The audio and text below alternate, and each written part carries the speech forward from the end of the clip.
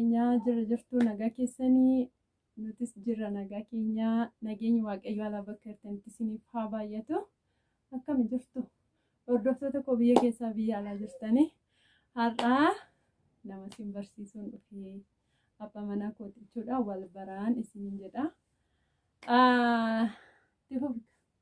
Bari warreen barbaadan kunoo isinii dhufee ani lammii guutuun jedhama. Ishiin immoo Eelsaa Gaaddisaa Xuruuraa jedhamti. Warreen barbaadan kunoo waanaa gochuuf immoo maalla gochuudhaaf na barbaadanii kunoo isinii hirmaadhaa. Ijoo dhiifama ishii namatu ijoolleetu ollaa jirti. Ijoollee ollaa mucaan kun mucaa obboleessa isaatiiti. Isatu dhufe jechuudha gidduutti dhiifaman isiniin jedha. Innaa wal bartaniire maal jetteen? Wal barre. Maqaan keenyu jetteen?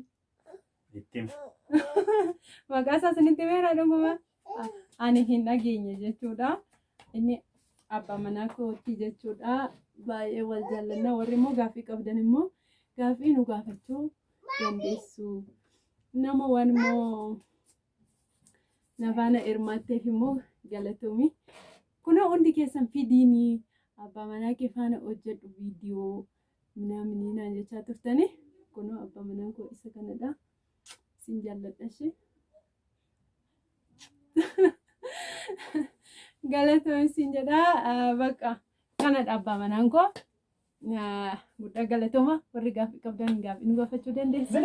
Viidiyoon keenya gabaabduudha ijoolleetu nu rakkisaa jira dhiifama. Akkana isiniin jenna laayik sheer godhaa daqiiqaa xiqqoodha viidiyootiin isiniin jenna ishee.